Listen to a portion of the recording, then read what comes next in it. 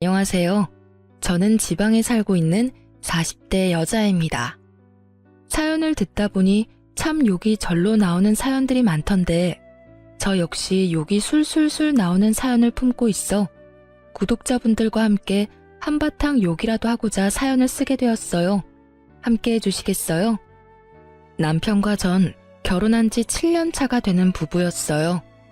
남편과 저 사이엔 애교로 똘똘 뭉친 4살이 된 예쁜 딸이 있었고 사이는 그냥저냥 평범했어요. 손꼽힐 만큼 인고 부부도 아니었고 그렇다고 해서 하루가 멀다고 싸우는 사이도 아니었고요. 딸은 어린이집을 다니고 있었는데 맞벌이를 하다 보니 아침엔 일찍 집에서 나서고 오후엔 늦게 집으로 돌아오게 되었는데 어느 순간부터 딸이 그 상황을 너무나도 힘들어하더라고요. 남편과 전 고민에 빠졌고 대화를 해본 결과 딸 바보인 남편이 육아휴직을 쓰고 딸을 돌봐주기로 했어요. 여보, 그냥 내가 육아휴직 쓸게. 응? 정말? 정말 당신이 쉬어도 되겠어? 우리 회사 생각보다 육아휴직에 관대하기도 하고 무엇보다 채민이가 힘들어하는데 하는 수 없지. 당신 회사는 육아휴직 내면 복직하기 힘들 수도 있다고 했었잖아. 조금 그런 분위기이긴 해. 눈치도 막 주고 이상한 부서로 옮겨지기도 하고 말이야. 그러니까 그냥 내가 쓰는 게 맞는 것 같아. 이 김에 채민이랑 시간도 많이 보내고 나름 의미 있는 시간일 것 같아. 참 고맙더라고요. 사실 쉬운 결정은 아니잖아요. 그럼에도 불구하고 흔쾌히 사실 자기는 좀 쉬고 싶었는데 잘 됐다며 자신이 휴직을 낼 테니 아무 걱정하지 말고 회사 생활 잘 하라고 응원해 주더라고요. 이제 우리 집은 가장이 저라고 하면서요. 그렇게 남편의 희생 덕분에 딸은 눈에 띄게 밝아지기 시작했고 전 가정을 위해 힘든 결정을 내려준 남편에게 고마워 주말엔 더욱 남편과 아이를 위해 저의 모든 시간과 에너지를 쏟아부었어요. 그렇게 참 든든하고도 고마운 남편이었는데 어느 순간부터 저의 고마웠던 마음이 무너져 내리기 시작했어요. 시작은 사소했습니다. 육아휴직 후 처음엔 청소부터 빨래, 설거지까지 싹 해놓던 남편은 어느 순간부터 아무것도 하지 않기 시작하더라고요. 그럴 수 있다고 생각하며 남편을 이해하려고 노력했지만 도저히 이해되지 않는 것이 있었어요. 그건 바로 자신이 먹은 밥그릇조차 씻어놓지 않고 방치해두는 것이었는데 그건 남편이 회사 생활을 할 때도 척척 알아서 다 하던 일이었던 터라 저로서는 더욱 이해가 되지 않더라고요. 남편이 휴직을 한다고 해서 딸이 어린이집을 나가지 않는 것도 아니고 다 해놓은 국에 반찬에 밥만 퍼서 먹고 그 그릇 정도야 씻을 시간이 충분할 텐데 그마저도 하지 않는 건 해도 너무한다는 생각이 들었어요. 하지만 가족을 위해 희생한 남편에게 이런 잔소리까지 하고 싶지 않았던 저는 그냥 제가 좀 더 움직이자는 생각을 하며 참고 또 참았어요. 그러던 어느 날 퇴근을 하고 집으로 갔더니 집이 엉망진창도 그런 엉망진창이 또 없더군요. 옷방엔 옷이란 옷은 다 꺼내져 뒤엉켜 있었고 거실엔 아침에 아이가 펼쳐놨던 장난감들이 그대로 있고 욕실 바닥엔 머리카락으로 무슨 짓을 한 것인지 남편의 머리카락이 엄청나게 떨어져 있더라고요. 거기서 끝이 아니었어요. 주방 싱크대엔 아침에 먹은 그릇들과 온갖 음식물들이 그대로 쏟아져 있었고 식탁 위엔 점심때 끓여 먹은 라면 냄비와 그릇, 김치통이 고스란히 올려져 있었어요. 폭격을 맞은 집안꼴에 저는 분노가 끓어오르고 있었고 남편과 딸은 집안 어디에도 없었어요. 전 남편에게 전화를 걸어보았지만 돌아오는 것은 안내 멘트 뿐이더군요. 받지 않는 전화를 수없이 걸어대는 것도 잠시 전 집을 정리하기 시작했고 끝나지 않을 것만 같던 집도 차츰차츰 정리가 되어갔어요. 정리를 끝낸 후 욕실 청소를 하는 김에 몸도 씻고선 나왔고 그 모든 걸 마쳤는데도 남편과 딸은 돌아오지 않더라고요. 전 다시 남편에게 전화를 걸었지만 여전히 남편은 전화를 받지 않았고 그쯤 되니 화보다는 걱정이 되기 시작했어요. 경찰에 신고라도 해야 하나? 밖에 나가서 찾아봐야 하나? 온갖 생각이 머릿속을 오가는 그 순간 남편과 딸이 들어서더라고요. 두 사람의 표정은 저와는 상반되게 밝았고 전 안도감과 함께 다시 화가 끓어오르기 시작했어요. 일단 전 눈에 잠이 가득한 딸을 씻기고 재우고 난 후 침대에 누운 남편에게 이야기를 좀 하자고 했어요. 여보, 자? 나랑 이야기 좀 해. 무슨 이야기? 아유, 나 피곤해. 내일 이야기해, 내일. 당신만 피곤해? 나도 피곤해. 저의 닭달에 남편은 인상을 잔뜩 찡그리며 몸을 일으키더니 한숨을 푹 내쉬더군요. 무슨 이야기? 무슨 이야기? 몰라서 물어? 내가 얼마나 걱정한 줄 알아? 퇴근하고 집에 왔는데 당연히 있어야 하는 당신하고 채민이는 보이지도 않고 당신한테 전화하니 전화는 안 받고 오죽했으면 경찰에 신고까지 하려고 했다고. 사람을 이 정도로 걱정시켰으면 들어오자마자 피곤하다고 자는 게 아니라 적어도 오늘 이렇게까지 늦은 이유라도 설명해줘야 하는 거 아니야? 어린이집 데리러 갔더니 채민이가 공원에서 놀고 싶다고 해서 맞은편 공원에서 놀다 보니 이렇게 됐어. 밥도 안 먹고 이때까지 놀았다고? 공원에서? 밥은 먹였지. 신나게 놀다가 배고프다길래 근처 가게에서 대충 사 먹이고 집에 가자니까 싫다고 하잖아. 그래서 조금만 더 하다 보니까 어느새 밤이 됐더라고. 전화해주려고 했는데 배터리가 다 돼서 할 수가 없었어. 아니, 애가 아무리 더 놀고 싶다고 해도 잘 설명해서 데리고 들어왔어야지. 그게 쉬워? 울고불고 떼쓰는데. 할 말 더 있어? 더 있더라도 내일 해. 나 진짜 피곤해. 짜증 섞인 투로 답한 남편은 등을 돌려버리곤 코까지 골며 잠들어 버렸어요. 전 결국 집안이 엉망이었던 건 한마디도 따지지도 못한 채 입을 닫고 남편의 옆에 누웠고 왜인지 수상한 기분이 계속해서 들기 시작하더군요. 그 이후에도 남편은 가끔 딸과 함께 밖에서 늦은 시간까지 시간을 보내고 들어왔고 그때마다 집은 더 엉망인 건 물론이고 연락조차 되지 않았죠. 그런 남편의 행동이 몹시 수상했지만 혼자도 아니고 딸까지 데리고 나가서 이상한 짓을 할 리도 없다고 생각했죠. 혹시나 하는 마음에 딸에게 아빠와 놀다 오니 좋냐고 물어보았더니 엄청나게 좋다며 아빠가 이것저것 하며 놀아줬다고 자랑하는 걸 보니 딸과 함께 놀다 오는 것은 확실해 보였어요. 그래서 전 남편에게 딸과 노는 것도 좋고 늦는 것도 좋고 다 좋은데 다른 건 몰라도 이렇게 늦는 날엔 제가 걱정하지 않게 연락이라도 하라고 했고 남편은 귀찮아 죽겠다는 얼굴로 알겠다고 하더군요. 그날 이후 남편이 그따구로 구니 저 역시 남편에 대한 고마움은 사라지고 있었고 이상한 기류마저 풍기니 점점 예민해지더라고요. 그런 저의 예민함을 남편도 느꼈는지 어느 날부턴 다시 집을 치우고 저녁까지 해놓고 저를 기다리기 시작했어요. 말투도 전보다 더 다정하게 바뀌었고요. 여보 왔어? 샤워하고 밥 먹을 거지. 얼른 씻고 와서 밥 먹어. 내가 다 차려놨어. 어? 웬일이래? 밥상까지 다 차려놓고. 웬일은 무슨. 이제 내가 살림 잘 살아줄 테니까 당신은 집안일 신경 끄고 바깥일이나 잘해. 어쩐지 수상한데? 뭐, 돈 필요해?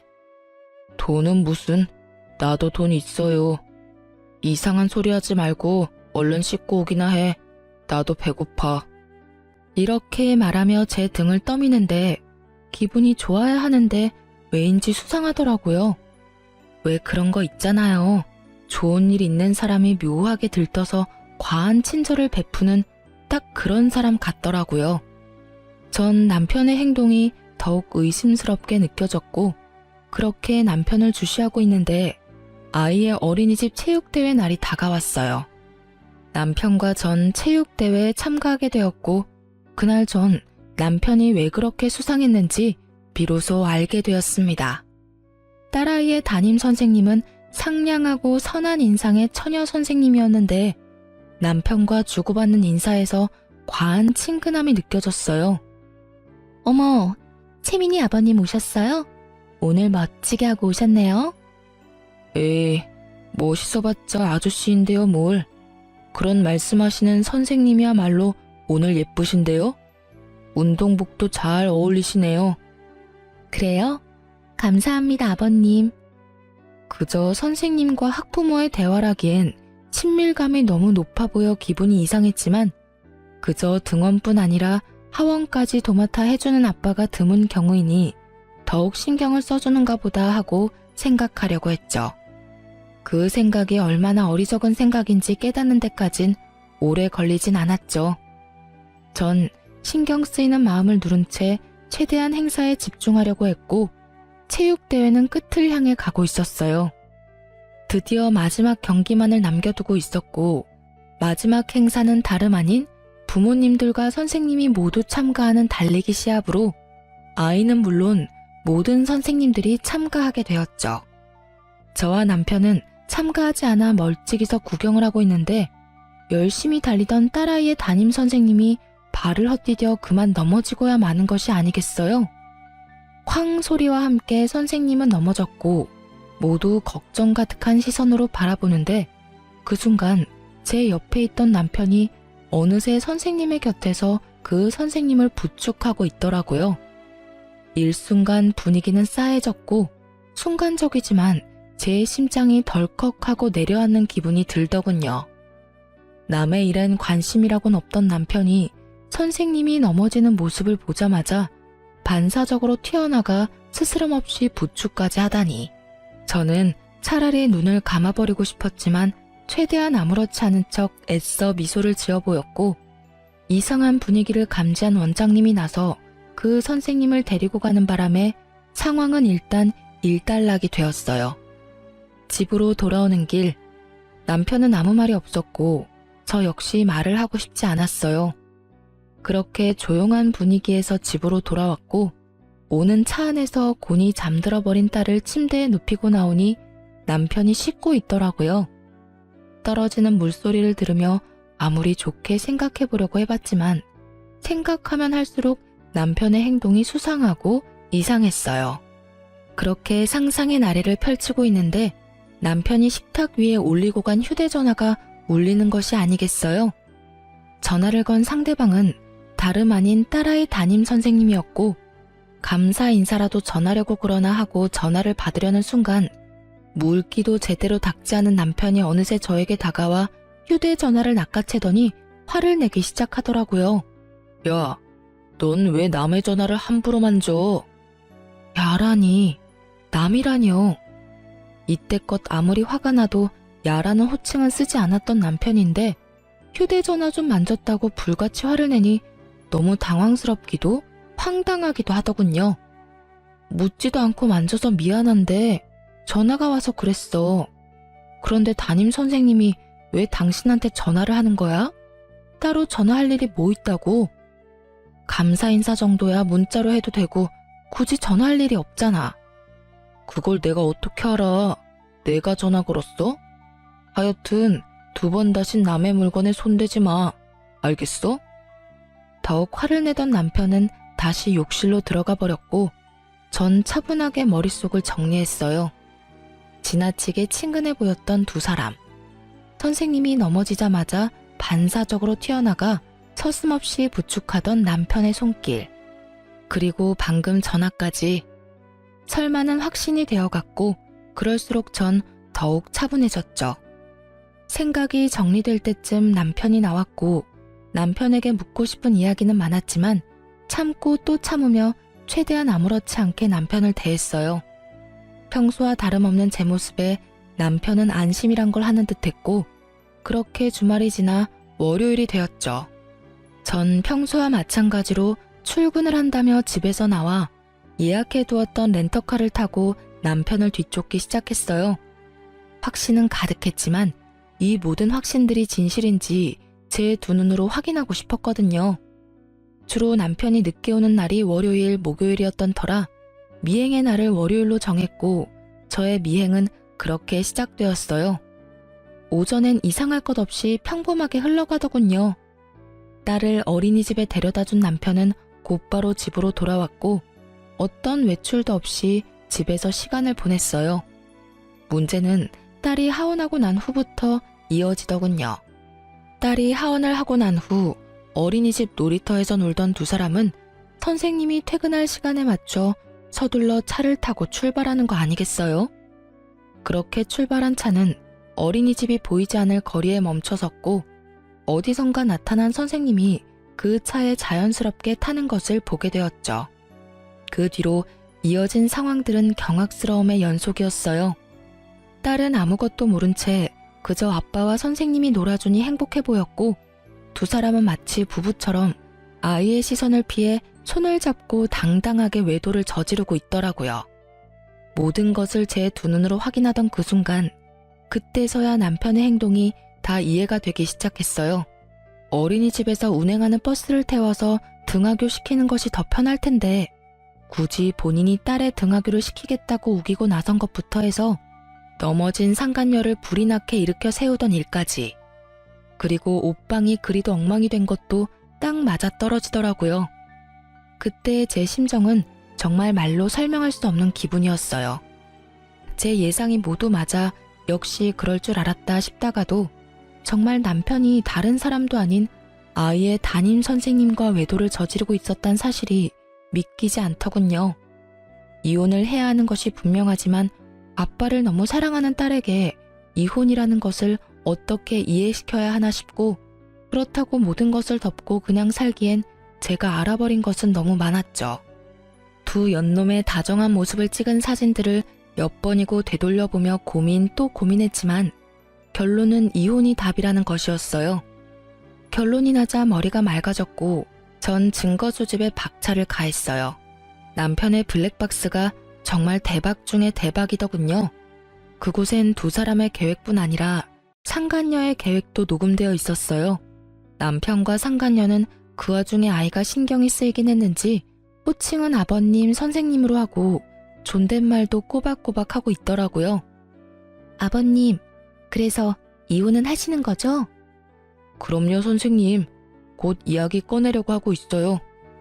우리 채민이만 아니면 당장 이혼하면 되는데 채민이를 데리고 와야 하니까 시간이 좀 걸리네요. 제대로 된 약점이라도 잡아야지 양육권을 가지고 올 수 있을 텐데 그게 쉽지는 않네요. 하긴 그렇긴 하겠네요. 그래도 노력 좀 해줘요. 저도 채민이랑 꼭 같이 살고 싶으니까요. 그렇게 말해줘서 고마워요, 선생님. 한번 갔다 온 것도 미안한데 채민이까지 받아주고. 내가 이혼만 하고 나면 정말 잘해줄게요. 선생님이 후회하지 않도록 정말 잘할 거예요. 그러니까 조금만 더 기다려줘요. 거북하기 짝이 없는 대화가 오가고 이내 남편은 화장실을 간다며 차에서 내리고 상간녀가 자신의 엄마와 통화를 하기 시작했어요. 엄마. 괜찮아. 잠시 화장실 갔어. 채민이? 채민이도 같이 있지. 피곤했는지 아까부터 자. 결혼? 일단 좀 기다려봐. 이혼을 해야 결혼을 하든 말든 하지. 채민이 정말 키울 거냐고? 내가 미쳤어? 내가 애를 왜 키워? 그것도 남의 새끼를. 그 사람이 워낙 딸을 예뻐하니까 일단 키운다고 말만 하는 거지. 그래야 이혼을 할 거 아니야. 일단 이혼시키고 결혼하고 나면 임신부터 서둘러서 하고 뱃속에 애 핑계대면서 채민이 시댁에 보내버릴 거야. 들킬 일 없다니까. 그 여자 눈치라고는 없어서 체육대회 때 그런 일까지 있었는데도 아무것도 모르고 있다고 하더라니까. 심지어 내가 그이한테 전화한 것도 다 봤는데도 여전히 모른다고 하던데. 그러니까 그런 걱정은 하지도 마. 엄마 어린이집엔 피해 안 가도록 우리가 알아서 할 테니까. 엄마는 그저 어린이집 어떻게 확장할지 그 계획이나 잘 세우세요. 알고 보니까 그의 능력만 좋은 게 아니라 집도 잘 살더라니까. 내가 시집가서 아들 하나만 딱 낳아주면 게임 끝이라니까. 그래. 그러니까 엄마는 아무 걱정하지 말고 어린이집 계획이나 잘 세우세요. 나한테 물려줄 어린이집 잘 키워달라고요. 그ion다. 이만 끊어? 참 대단한 여자더라고요. 유부남 꼬셔서 이혼시키는 것도 뻔뻔하다 싶은데 애까지 뺏어가다뇨. 심지어 그 애는 바로 시댁에 버릴 계획까지 세우고 있다니. 거기다 명색에 어린이집 원장이라는 여자는 자기 딸을 말리기는커녕 이 미친 계획을 돕고 있었다니 정말이지 제대로 난년이긴 하더라고요. 그 뒤로는 굳이 들어보지 않아도 뻔했기에 더는 듣지 않았어요. 이미 다스릴 수 없을 만큼 화가 나 치가 떨려왔고 남편도 남편이었지만 상간녀만큼은 절대로 용서할 수 없는 지경이었어요. 전 확실하게 하기 위해 며칠에 걸쳐 증거들을 더 모았고 변호사를 만나 상담까지 마쳤어요. 모든 준비가 끝난 후 전 딸과 함께 친정으로 가기로 했죠. 여보, 그동안 고생 많이 했어. 애 보느라 살림 사느라 힘들었지? 내가 채민이 데리고 친정에 가서 며칠 지내다 올 테니까 자유 남편 좀 해. 오랜만에 친구도 좀 만나고 술도 마시고 간만에 자유를 좀 누려. 진짜? 며칠이나 있다가 올 건데? 나 정말 쉬어도 돼? 그럼 정확히 날짜는 모르겠는데 이틀은 일단 있지 않을까? 아무튼 푹 쉬어. 당신이 생각하는 것보단 오래 있다가 올 거야. 제 말에 남편의 얼굴엔 웃음꽃이 피었고 전 입이 귀에 걸린 남편을 뒤로한 채 친정으로 와버렸어요. 친정에는 진작 상황을 설명했던 터라 저와 딸을 반겨주셨고 부모님들 덕분에 전 이혼에만 집중할 수 있었어요. 남편은 저의 예상대로 상간녀를 집에 불러들였고 모든 장면을 홈 CCTV를 통해 지켜보고 있었습니다. 자기야, 나왔어. 여기가 자기 집이야? 그럼 내 집이지. 와, 진짜 좋은데? 우리도 결혼하면 이렇게 좋은 집에서 사는 거야? 이거보다 더 좋은 집에서 살아야지. 그 여자 맨몸으로 내쫓고 여기보다 더 좋은 집에서 자기랑 나랑 채민이랑 행복하게 살자. 그래, 우린 정말 행복하게 살 수 있을 거야. 내가 그렇게 만들어줄 거거든. 그나저나 그 여자는 웬일로 채민이까지 데리고 친정에 갔대? 나도 몰라. 나보고 그동안 수고했다면서 좀 쉬라고 그러던데. 하긴 우리 자기 수고하긴 했지. 나랑 바람 피우느라. 그동안 고생했는데 내가 피로 쫙 풀리게 안마라도 해줄까? 진짜? 좋지. 더는 구역질이나 볼 수가 없더라고요. 모든 상황은 녹화가 되고 있었고 전 휴대전화도 끄고 눈도 그냥 감아버렸어요. 눈을 감으니 그간 남편과의 추억들이 차례대로 스쳐가더군요. 첫 만남에 설렜던 순간부터 결혼을 결심하게 된 순간들, 결혼식, 그리고 처음 딸아이를 품에 안는 순간까지도요. 그 추억의 끝은 남편의 외도였고 그제야 마음속에서 모든 것이 정리되는 느낌이 들었어요. 이혼하겠다고 마음먹은 것과는 별개로 그 순간까지도 남편에 대한 미련 비슷한 것들이 남아 저를 힘들게 하고 있었는데 비로소 그때 모든 것이 떨쳐지더라고요. 그 다음날 모든 증거를 가지고 아이들이 제일 많이 등원하는 시간에 맞춰 어린이집으로 향했어요. 어린이집에 도착하니 저의 계획대로 아이들을 등원시키고 모여 이야기하는 학부모들이 꽤 있더라고요. 심각한 표정의 제가 어린이집에 들어서자 모든 시선이 저에게 향했고 전 그대로 어린이집 현관 입구로 향했어요. 입구엔 보조 선생님이 계셨는데 심각한 표정의 저를 발견하곤 부탁하지도 않았는데 상간녀를 불러주더라고요.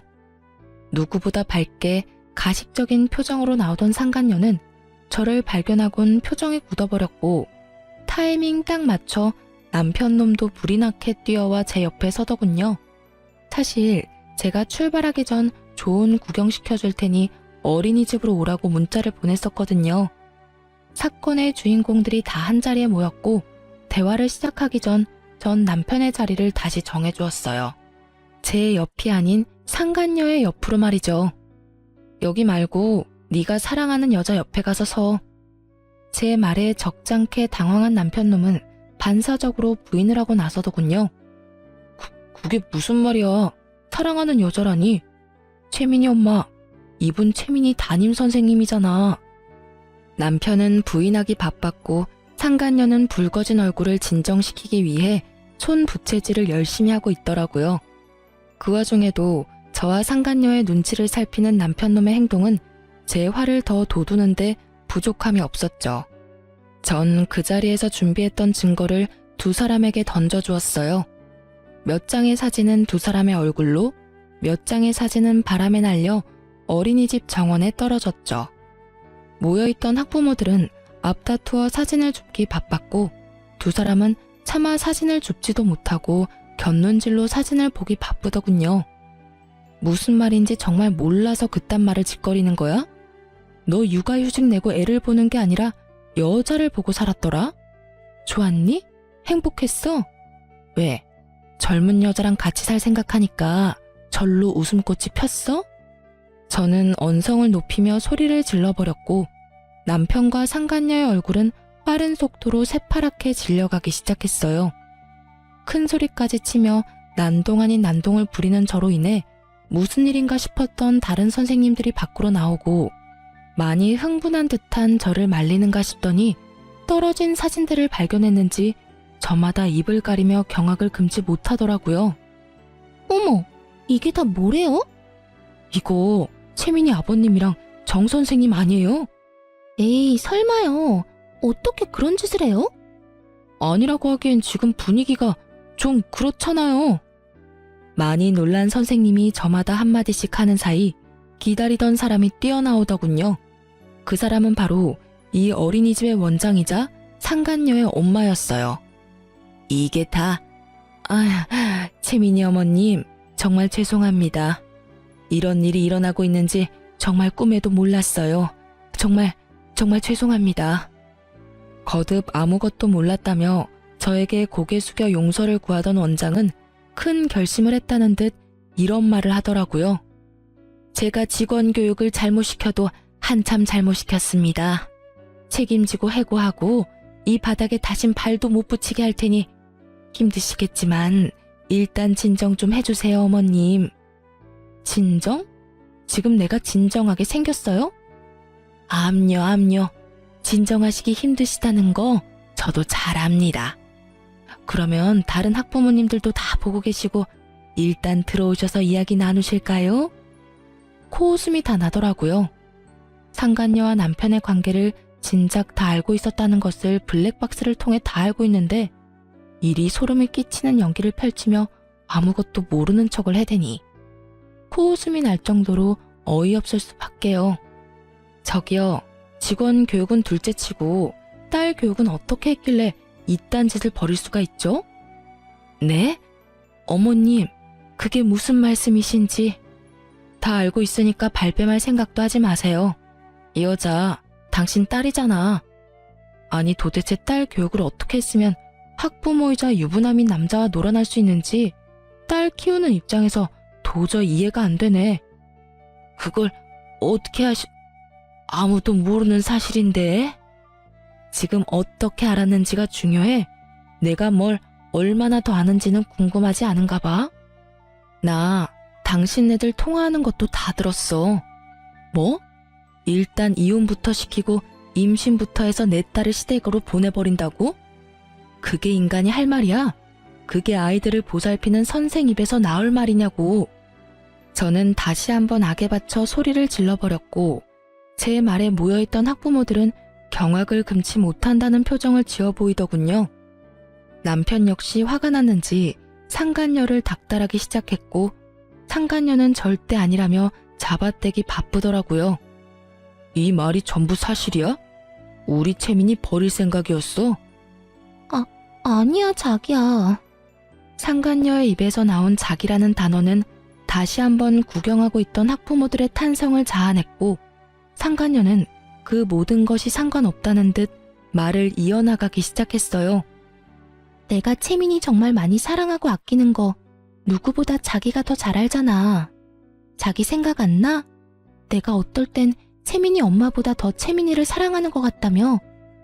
그런 내가 채민이를 버리다니 다 거짓말이야. 나 믿지? 날 믿어야 해. 상간녀의 혼신의 힘을 다한 연기에 남편은 의심 가득한 눈초리로 저를 봤고, 이런 상황을 예상했던 전 휴대전화를 꺼내 옮겨놓았던 파일을 틀어주었죠.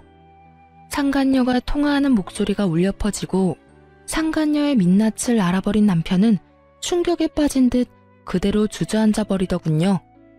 그런 남편에게 전 한마디 던져주고 충격의 도가니가 된 어린이집을 빠져나왔습니다. 그래도 얼마나 다행이니? 채민이에 대한 마음은 거짓이었어도 널 사랑하는 마음만큼은 진심이라고 하니. 그러니까 채민이는 포기하고 젊고 예쁜 여자랑 잘 먹고 잘 살아봐 어디. 얼마나 잘 살지는 잘 모르겠지만 말이야. 그렇게 집으로 돌아온 저는 남은 짐을 싸고 있었어요. 그렇게 한참 짐을 싸고 있으니 남편과 상간녀 그리고 원장까지 차례대로 집으로 들어오더라고요. 줄지어 들어온 세 사람은 저의 눈치를 살피더니 모두 제 앞에 무릎을 꿇고 앉아 빌기 시작했어요. 어머님, 두 사람 헤어지기로 했습니다. 제 모자란 딸도 많이 반성하고 있으니 한 번만 용서해 주시면 안 될까요? 제가 어떻게 해서든 어머님께서 받으신 마음의 상처 보상해 드리겠습니다.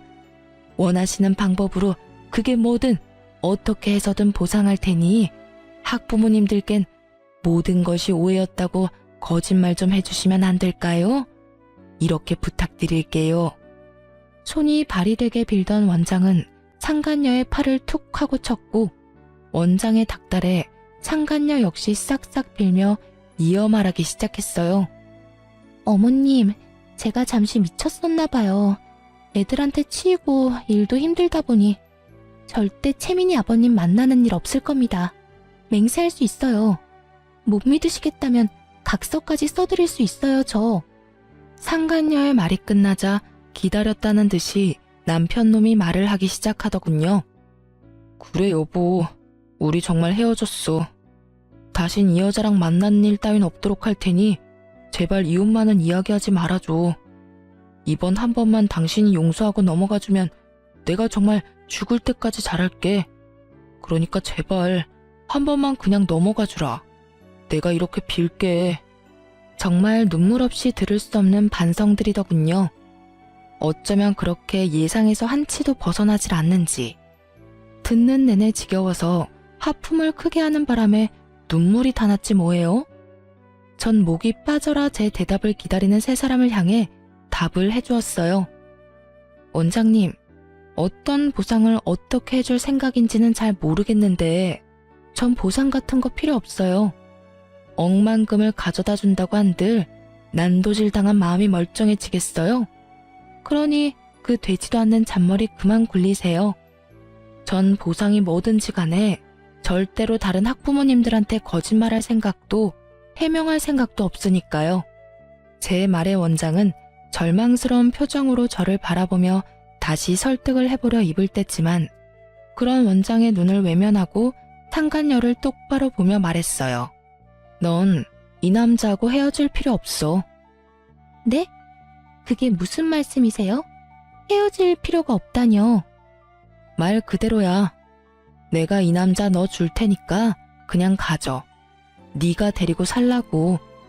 그렇게 사랑한다고 해놓고 헤어지긴 왜 헤어져? 그냥 둘이 행복하게 잘 살아봐. 단, 넌 다신 선생질하며 살 생각은 하지도 마. 혹시나 어디에서 또 선생질하고 있다는 소문 들리는 날엔 지구 끝까지 너 쫓아가서 학부모하고 놀아난 더러운 년이라고 온 동네에 소문 내줄 테니까. 꼭 그렇게까지 하셔야겠어요? 제가 헤어진다고 하잖아요. 다신 만나지 않겠다고요. 네가 헤어지고 다신 안 만난다고 하면 이때껏 너희 둘이 만나왔던 일이 없던 일이 되니?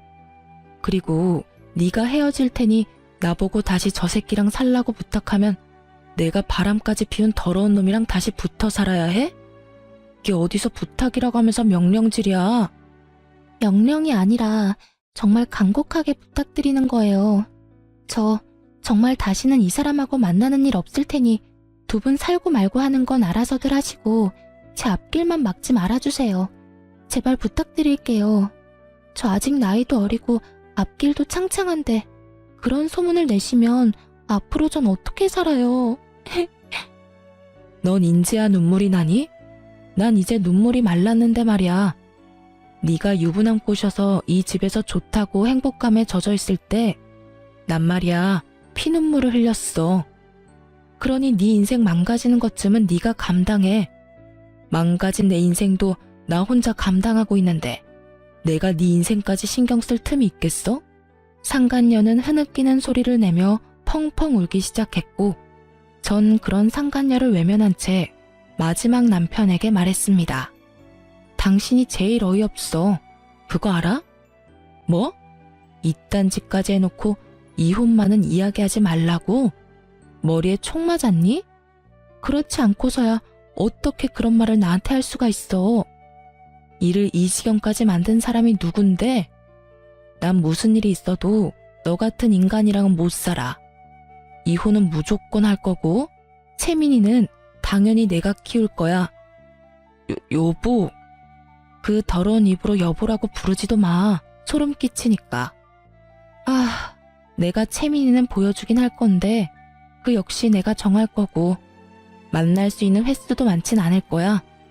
그 정도는 감당해야 하지 않겠어? 제 말이 끝나자 세 사람은 저마다 할 말이 많아 보였지만 전 짐을 챙겨 집에서 나와 친정으로 와버렸고 친정까지 찾아오는 건 겁이 났는지 더는 쫓아오진 않더군요. 전 친정에서 부모님의 도움을 받으며 이혼과 함께 상간녀 소송을 진행했고 그 과정은 정말 길고도 험했습니다. 하지만 과정이 힘들었던 만큼 제가 원하는 결과를 얻게 되었고 무엇보다 양육권을 지킬 수 있게 되어 참 다행이었어요. 이혼을 하고 난 후 해당 어린이집은 원장 딸이 학부모와 놀아났다는 소문이 빠르게 퍼져 1년도 안 되어 문을 닫게 되었고 더러운 소문에 휩싸였던 어린이집이라 선뜻 맡겠다는 사람이 나타나지 않는다고 하더군요. 그 덕에 원장은 그 비싼 월세를 울며 겨자 먹기로 내야만 했고 어린이집을 연 지 1년도 채 되지 않았던 터라 투자금도 회수하지 못한 채 문을 닫게 된 원장은 거의 알거지 신세가 되었다는 소식을 들을 수 있었어요. 상간녀 역시 업계의 소문이 다 퍼져 취업이 어려울 것이라고 하고요. 이러나 저러나 저에겐 참 통쾌한 소식이더군요. 그렇게 저의 채증을 시원하게 날려주는 소식들이 전해지는 동안 시댁에서도 모든 사실을 알았는지 전화가 왔더라고요. 모든 상황을 이제서야 아셨다며 저를 대신해 전 남편 욕을 해주시더군요. 재미너미야, 이야기 다 들었다. 어떻게 이런 일이 있을 수가 있는지 마음고생 많이 했지? 아, 처음 알았을 땐 많이 힘들었는데 이혼하면서 마음 정리를 해서 그런지 이제 많이 괜찮아졌어요. 매번 괜찮다고만 하니 정말 괜찮은 건지 아니면 그냥 괜찮다고 하는 건지. 며칠 전에 그 녀석이 집으로 찾아왔더구나. 젊은 여자 손을 잡고 왔길래 무슨 일인가 싶었는데 그때 모든 사실을 다 털어놔서 우리도 알게 됐어. 낯짝도 두껍지.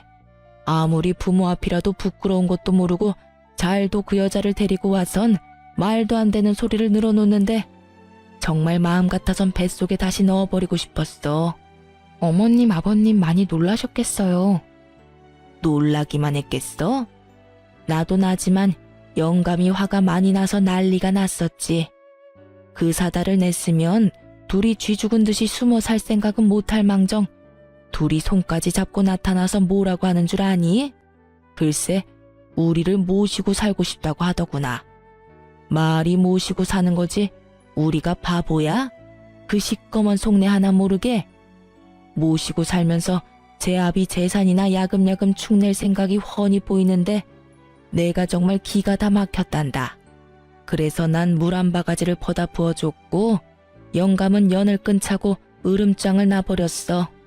아휴, 우리도 이렇게 속이 문드러지는데 네 속은 어땠겠어? 전 이제 정말 괜찮아요. 어머님, 아버님이 더 속상하셨겠어요. 자식이라곤 그 사람 한 명인데 그리 영까지 끊어버리시고요. 우린 속이 다 시원하다고 했다. 그깟 자식 없는 걸로 치고 사는 게 차라리 나아. 그딴 놈 끼고 살아봤자 노후에 대접이나 해주겠어? 짐짝 취급이나 하겠지. 그러니 우리 걱정은 말고 너나 잘 살아. 평소에도 딸을 복덩이라고 부를 만큼 아이를 사랑해 주셨던 시댁이었던 터라 다른 것도 아닌 전 남편의 외도로 인한 이혼은 시댁에서 용납할 수 없는 짓이었죠. 취약한 꿍꿍이를 가지고 합가하려고 했지만 그 자리에서 모진 수모를 겪고 쫓겨났다는 이야기를 들을 수 있었죠. 그러면서 저를 위로해 주시는데 그제서야 눈물이 나더라고요. 그렇게 한참을 울고서야 전 감사의 마음을 전하고 전화를 끊을 수 있었어요. 합가의 꿈마저 허공에 날려버린 전 남편은 저희가 살던 집을 처분해 저에게 위자료를 주고 남은 돈으로 작은 집을 얻어 상간녀와 함께 살고 있다고 하더군요. 하지만 그조차도 전 남편이 바라던 삶의 모습은 아닌 듯 했어요. 한 번은 딸 때문에 어쩔 수 없이 전 남편과 함께 밥을 먹어야 하는 날이 있었는데 저의 손을 잡더니 이런 말을 다 하더라고요. 나 그 여자랑 도저히 못 살겠어. 그래서 하는 말인데 당신이 나 좀 다시 받아주면 안 될까? 나 말고 채민이 봐서라도 마음 한 번만 돌려주라. 응? 이 무슨 어이없는 말인지 모르겠더라고요. 아이를 생각한다는 인간이 아이의 선생과 바람이나 가정을 산산조각은 내놓고 이제 와서 아이를 들먹이며 재결합을 하자니요. 거기에다 이혼 후 반성하며 혼자 사는 것도 아닌 버젓이 다른 여자와 살림을 차려놓고선 이제와 받아달라고 애원하는 꼴이라니. 정말 기가 막히더군요. 전 남편의 말을 듣자마자 재빨리 전화기를 꺼내 상간녀에게 전화를 걸었고 이 모든 사실을 빼놓지 않고 그대로 상간녀에게 전해줬어요. 여보세요? 지금 당신과 함께 사는 남자랑 만나서 밥을 먹고 있는데 이 인간이 글쎄 당신 같은 여자랑 도저히 못 살겠다고 다시 받아달라고 애원하네요? 혹시 합의된 상황인가요? 이런 저의 행동을 보던 전 남편은 제 휴대전화를 거칠게 빼앗아 소리를 지르며 화를 내더군요. 너 이게 뭐 하는 짓이야? 아무리 그렇다고 해도 그 여자한테 전화를 하면 어떡해? 너 미쳤어? 전 남편의 고성에 딸은 놀라 울기 시작했고 전 그런 딸을 품에 안고 달래며 전 남편에게 단단히 경고해 주었어요. 또다시 그런 말도 안 되는 소리를 짓거렸다간 그 여자랑 삼자대면이라도 하게 될 테니 두 번 다신 헛소리할 생각도 하지 마. 이렇게 말한 저는 자리를 떠버렸고 그 후론 예상치 못한 소식이 들려왔어요. 그 소식은 상간녀와 전 남편의 소식이었는데 저의 전화로 시작된 두 사람의 불안은 사그라지기는커녕 점점 커져만 갔고 결혼식까지 올린 두 사람은 1년도 채 되지 않아 이혼을 하게 되었다고 하더군요. 이혼을 하며 상간녀에게마저 위자료를 뜯긴 전 남편은 더욱 작은 집으로 옮겨갔고 상황이 어려워지자 그렇게 사랑한다던 딸의 양육비마저 들어오지 않기 시작했어요. 때마침 딸은 전 남편이 소리를 지르며 악을 쓰던 모습이 뇌리에 박혀버렸는지 전 남편과 만나는 것을 힘들어하기 시작했죠. 이혼을 할 당시 양육비를 주지 않으면 딸과 만나지 못할 거라는 각서를 썼던 터라 잡음 없이 전 남편에게 보여주지 않게 되었고 전 남편 역시 찾아오는 일은 없었어요. 그렇게 사랑한다고 하루라도 못 보면 죽을 것처럼 굴더니 힘들어지니 바로 딸부터 버리는 꼴이 한심하면서도 참 그 인간 말종에게 잘 어울리는 짓거리라고 생각했네요. 그렇게 완전히 전 남편과의 연을 끊어버린 전 딸과 함께 아주 잘 지내고 있습니다. 이혼 직후 친정에서 지내던 저희 모녀는 얼마 전 친정에서 가까운 곳으로 집을 얻어 딸과 함께 살아가고 있어요. 혼자 아이를 키운다는 것이 생각보다 더 힘든 일이지만 딸의 밝은 미소를 보면 그 어떤 어려운 일이라도 충분히 해낼 수 있을 것만 같아요. 얼마 전엔 전 남편이 양육비를 주지 않고 있다는 소식을 들으셨는지 전 시어머니에게서 연락이 와 만나게 되었어요. 어머님이 저희 딸을 꼭 안아주시며 손녀와 한참을 이야기 나누시더니 저에게 통장을 하나 내미시더라고요. 재민엄이야, 이거 바꿔라. 이게 뭐예요, 어머님?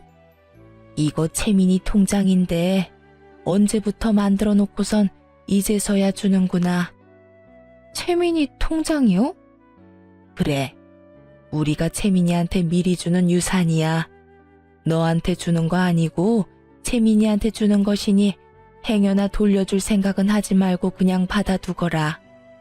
전 주신 통장을 열어보았고 그 안엔 생각보다 꽤 큰 금액이 들어있더라고요. 채민이 아빠가 양육비도 못 주고 있다는 이야기를 이제서야 알게 되었단다. 혼자 감당하는 게 쉬운 일이 아니었을 텐데. 넌 그런 일이 있었으면 진작 연락을 했어야지. 하긴 네가 그런 일로 연락할 사람 같았으면 이혼할 때 진작 우리한테 연락해서 한몫 크게 받아갔겠지. 어찌 그리 욕심이 없어? 네가 힘들다고 했으면 우리가 진작 나서서 도왔을 텐데. 생각하시는 것처럼 힘들지 않았어요. 위자료 받은 것도 있고요. 위자료 해봤자 얼마나 한다고. 잔말 말고 받기나 해. 어머님, 이건 너무 많아요. 제가 웬만하면 채민이 앞날 생각해서 그냥 받으려고 했는데 이건 너무 과해요. 그냥 이거 넣어두시고 제가 너무 힘들어서 안 되겠다는 생각이 들면 그때 연락드릴게요. 그때 가서 조금 힘이 되어주세요. 화하기는 무슨. 네가 아직 세상 때를 덜 묻었구나. 조금 더 살아봐. 내가 그때 그 통장을 받았어야 했는데 하고 후회하는 날이 올 테니. 그때 가서 후회하지 말고 줄 때 감사합니다 하고 받으렴. 네가 말하는 그때까지 우리가 살아있을지 죽었을지 누가 알겠어. 우리 같은 늙은이들 언제 어떻게 될지 모르는 거고. 정신이라도 멀쩡할 때 우리가 직접 너한테 전해주고 싶어서 그래. 그러니 이 늙은 어미손 부끄럽게 하지 말고 냉큼 바꿔라. 그리고 이 돈으로 우리 채민이 하고 싶다는 거 망설이지 말고 다 시켜줘. 감사합니다, 어머님. 그럼 제가 이 돈만큼은 꼭 채민이만을 위해 쓰도록 할게요. 그렇게 전 감사한 마음으로 통장을 받았고 그 도움 덕분에 딸의 교육비 걱정은 덜 수 있었어요. 가끔 이런 생각을 해요. 우리 딸이 조금 더 자라서 이혼한 저를 원망하진 않을까 하는 그런 생각이요. 그런 생각이 들 때마다 전 딸에게 더욱 잘하려고 노력하고 있습니다. 제가 더 잘하고 더 잘 보살피면 원망의 마음이 이해의 마음으로 변할 수도 있지 않겠어요? 앞으로도 전 딸과 함께 더 많은 것을 보고 더 많은 것을 경험하며 그렇게 함께 지내볼 예정이에요. 이로써 저의 사연은 끝이 났네요. 긴 시간 저의 사연 들어주셔서 감사합니다.